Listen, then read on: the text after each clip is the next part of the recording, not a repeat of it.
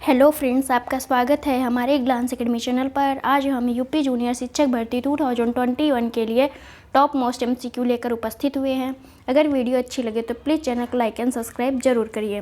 आइए स्टार्ट करते हैं अपने पहले क्वेश्चन से। निम्न में से कौन सा एक प्राण एवं दैहिक स्वतंत्रता का भाग माना जाता है? प्रेस की स्वतंत्रता, फ़ोन टैपिंग के विरुद्ध अधिकार, सोने का अधिकार, संगठन बनाने का अधिकार। इसका आंसर है सी, सोने का अधिकार। संविधान के आर्टिकल 21 में प्राण एवं दैहिक स्वतंत्रता का अधिकार वर्णन किया गया है और अन्य सभी प्रेस की स्वतंत्रता, फ़ोन टैपिंग के विरुद्ध अधिकार, संगठन बनाने का अधिकार, ये तीनों आर्टिकल 19 के तहत वर्णित किए गए हैं। Next slide. संपत्ति के अधिकार की वर्तमान स्थिति के संदर्भ में कौन सा सत्य है? यह एक मौलिक अधिकार है, यह एक विधिक अधिकार है, संविधान का हिस्सा नहीं है, संविधान के मूल ढांचे का हिस्सा है। इसका आंसर है बी, यह एक विधिक अधिकार है। मूल संविधान में संपत्ति के अधिकार को मौलिक अधिकार के तहत वर्णन किया गया था, लेकिन इसको 44वें संविधान संशोधन 1978 द्वारा इसको एक विधिक अधिकार बना दिया गया। यह आर्टिकल 300 का के तहत एक कानूनी अधिकार या विधिक अधिकार बना दिया गया। Next slide. निम्न में से कौन सा एक सुमेलित नहीं है? समान कार्य के लिए समान वेतन, आर्टिकल 19। लोक सहायता पाने का अधिकार, आर्टिकल 41। सभी के लिए समान सिविल संहिता, आर्टिकल 45। इसके आंसर है सी, सभी के लिए समान सिविल संहिता आर्टिकल 44 में वर्णित किया गया है। 44 यह नीति निर्देशक तत्वों का एक भाग है। Next slide. नीति निर्देशक तत्वों का उद्देश्य सामाजिक एवं आर्थिक लोकतंत्र की स्थापना करना। नीति निर्देशक तत्वों का उल्लंघन करने वाली कोई भी विधि अवैध होती है। उपयुक्त में से सही कथन। इसका आंसर है ए, केवल एक सही है। नीति निर्देशक तत्वों का उल्लंघन करने वाली किसी विधि को अवैध घोषित नहीं किया जा सकता। यह प्रकृति में गैर न्यायोचित होती है। इसका मतलब है इसका उल्लंघन होने पर हम न्यायालय नहीं जा सकते लागू कराने के लिए। Next slide. संविधान संशोधन विधेयक के संबंध में सत्य नहीं है। इसके लिए राष्ट्रपति की पूर्वानुमति आवश्यक नहीं है। इसे संसद के दोनों सदनों में अलग अलग पारित कराया जाता है। इस संबंध में दोनों सदनों के बीच असहमति की स्थिति में संयुक्त बैठक होती है। राष्ट्रपति स्वीकृति के बाद यह अधिनियम बन जाता है। इसके आंसर है सी, सी कथन असत्य है। संविधान संशोधन विधेयक के संबंध में असहमति की स्थिति में संयुक्त बैठक का कोई प्रावधान नहीं है और सभी सत्य है। Next slide. सर्वोच्च न्यायालय द्वारा संविधान के मूल ढांचा या बेसिक स्ट्रक्चर का सिद्धांत निम्न में से किस वाद में दिया गया? मेनका गांधीवाद, शंकरी प्रसादवाद, गोलकनाथवाद, केशवानंद भारतीवाद। इसका आंसर है डी, केशवानंद भारतीवाद में दिया गया था। यह निर्णय कब आया था?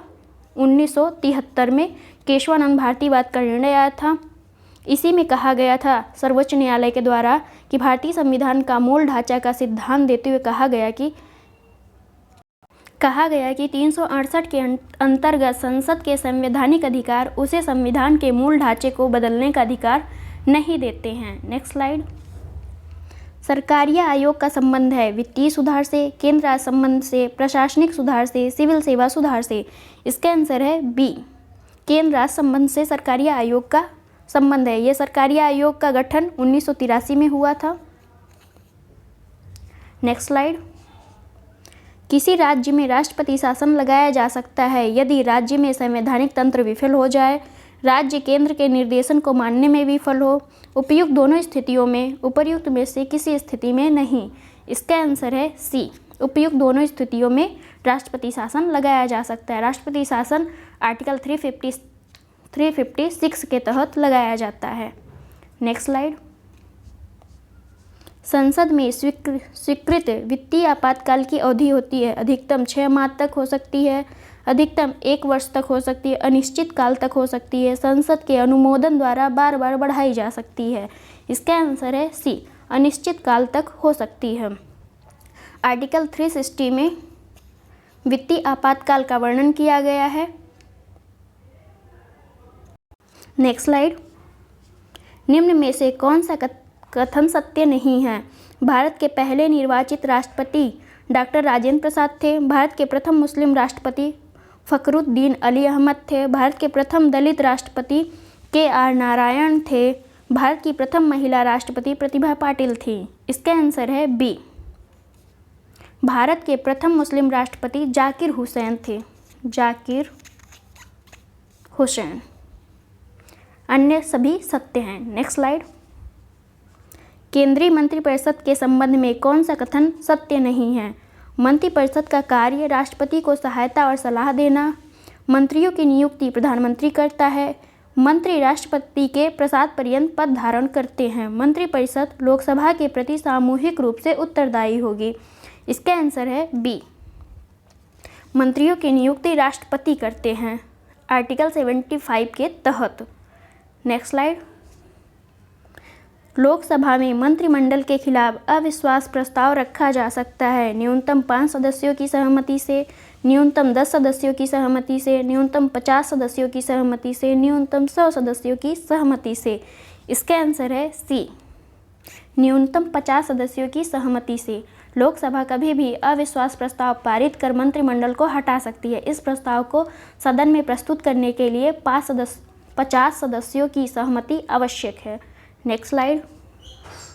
संसद की संयुक्त बैठक आहूत की जा सकती है साधारण विधेयक के संदर्भ में, धन विधेयक के संदर्भ में, संविधान संशोधन विधेयक के संदर्भ में, उपयुक्त सभी के संदर्भ में।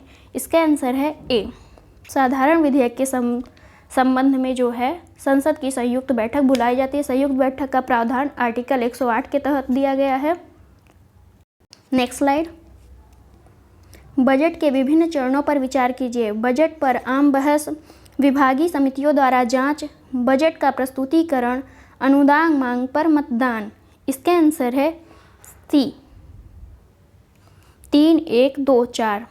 सबसे पहले बजट का प्रस्तुतिकरण होता है, फिर बजट पर आम बहस होती है, फिर विभागीय समितियों द्वारा जांच की जाती है बजट की, चौथे में अनुदान मांग पर मतदान किया जाता है। Next slide. लोक लेखा समिति के संदर्भ में सत्य नहीं है। इसमें 22 सदस्य होते हैं। इसके सदस्यों का कार्यकाल 5 वर्ष का होता है। इसके अध्यक्ष की नियुक्ति लोकसभा अध्यक्ष द्वारा किया जाता है। समिति कैग के प्रतिवेदनों की जांच करती है। इसका आंसर है बी। इसके सदस्यों का कार्यकाल 1 वर्ष का होता है। लोक लेखा समिति में टोटल 22 सदस्य होते हैं, जिसमें से 15 लोकसभा के और 7 राज्यसभा के। Next slide. भारतीय संविधान में न्यायिक पुनरावलोकन का सिद्धांत लिया गया है ब्रिटेन के संविधान से, USA के संविधान से, जर्मनी के संविधान से, कनाडा के संविधान से। इसका आंसर है बी। USA के संविधान से न्यायिक पुनरावलोकन का सिद्धांत लिया गया है। न्यायपालिका को विधायी अधिनियमों तथा कार्यपालिका आदेशों की संवैधानिकता की जांच का अधिकार दिया गया है इसके तहत। Next slide. जनगणना 2011 के अनुसार उत्तर प्रदेश की न्यूनतम महिला साक्षरता वाला जिला है श्रावस्ती, महोबा, बहराइच, ललितपुर। इसका आंसर है ए, श्रावस्ती। जनगणना के अनुसार 2011 के अनुसार उत्तर प्रदेश की साक्षरता, टोटल साक्षरता 67.7% है। पुरुष की साक्षरता सर्वाधिक है गौतम बुद्ध नगर, न्यूनतम है श्रावस्ती में। महिला की साक्षरता सर्वाधिक कानपुर में और न्यूनतम श्रावस्ती में। Next slide. उत्तर प्रदेश में लायन सफारी पार्क है ग्रेटर नोएडा, इटावा, लखनऊ, प्रयागराज। इसका आंसर है बी, इटावा में। नाइट सफारी पार्क जो है वो ग्रेटर नोएडा में है और लायन सफारी पार्क इटावा में है। Next slide. अतरंजी खेड़ा उत्तर प्रदेश के किस जिले में स्थित है? मेरठ, कानपुर, एटा, इटावा। इसका आंसर है सी, एटा। उत्तर वैदिक कालीन स्थल अतरंजी खेड़ा उत्तर प्रदेश के एटा जिले में स्थित है। यहाँ से 1000 ईसा पूर्व में लौह के प्रयोग के साक्ष्य प्राप्त हुए हैं, जो भारत के प्राचीनतम माने जाते हैं। Next slide. भारत कला भवन स्थित है प्रयागराज, लखनऊ, वाराणसी, कानपुर। इसका आंसर है सी, वाराणसी। भारत कला भवन वाराणसी में स्थित है। कला एवं वास्तुकला का एक संग्रहालय है। इसकी स्थापना 1920 में की गई थी। Next slide. निम्न में से कौन सा सुमेलित नहीं है? दशावतार मंदिर ललितपुर, विश्वनाथ मंदिर वाराणसी, जेके मंदिर लखनऊ, पंच पांडव मंदिर सीतापुर। इसका आंसर है सी, जेके मंदिर लखनऊ। ये सुमेलित नहीं है क्योंकि जेके मंदिर कानपुर में है, कानपुर में स्थित है। नेक्स्ट सभी सुमेलित हैं। Next slide. सूची फर्स्ट को सूची सेकंड से सुमेलित करना है। सेब का लाल रंग एंथोसाइनिन द्वारा है और टमाटर का लाल रंग लाइकोपीन द्वारा प्राप्त होता है। पपीते का पीला रंग कैरिकाजेंथिन द्वारा और मिर्च का लाल रंग कैप्सेथिन द्वारा। इसलिए इसका आंसर होगा सी, 2, 1, 4, 3। Next slide. निम्न में से कौन सुमेलित नहीं है? ऑटोलॉजी कान का अध्ययन, हिमेटोलॉजी रुधिर का अध्ययन, ऑटोरिनोलैरिंजोलॉजी कोशिका केंद्रक का अध्ययन। इसका आंसर है डी, केवल 3 सुमेलित नहीं है। ऑटोरिनोलैरिंजोलॉजी का अध्ययन कान, नाक, गले का अध्ययन किया जाता है इसके तहत। अब कोशिका के केंद्रक का अध्ययन कैरियोलॉजी द्वारा किया जाता है। Next slide. सत्य कथन है, रेबीज विषाणु से केंद्रीय तंत्रिका तंत्र प्रभावित होता है तथा हाइड्रोफोबिया रोग होता है। हैजा विब्रियो कॉलेरी नामक विषाणु से होने वाला संक्रामक रोग है। इसका आंसर है ए, केवल 1 सही है। हैजा एक जीवाणु जनित रोग है। यह जीवाणुओं से या बैक्टीरिया से होता है, यह विषाणु से नहीं होता है। Next slide. किस प्रकार के विवाह से संबंध से एरिथ्रोब्लास्टोसिस फिटैलिस रोग की संभावना रहती है? स्त्री व पुरुष दोनों में RH पॉजिटिव, यहाँ पॉजिटिव है। स्त्री पुरुष दोनों में RH निगेटिव, यहाँ पे निगेटिव है। RH प्लस पुरुष व RH माइनस स्त्री, RH माइनस पुरुष व RH माइनस स्त्री। इसका आंसर है सी, RH प्लस पुरुष होना चाहिए और RH माइनस स्त्री होनी चाहिए। इससे क्या होता है? एरिथ्रोब्लास्टिस फिटैलिस नामक रोग होता है। इसमें क्या होता है? केवल शिशुओं में यह गर्भावस्था में यह रोग होता है। इससे प्रभावित शिशु की गर्भ में ही जन्म या मृत्यु हो जाती है। जन्म के समय या उसके पहले ही उसकी मृत्यु हो जाती है। Next slide. Thanks for watching friends, मिलते हैं नेक्स्ट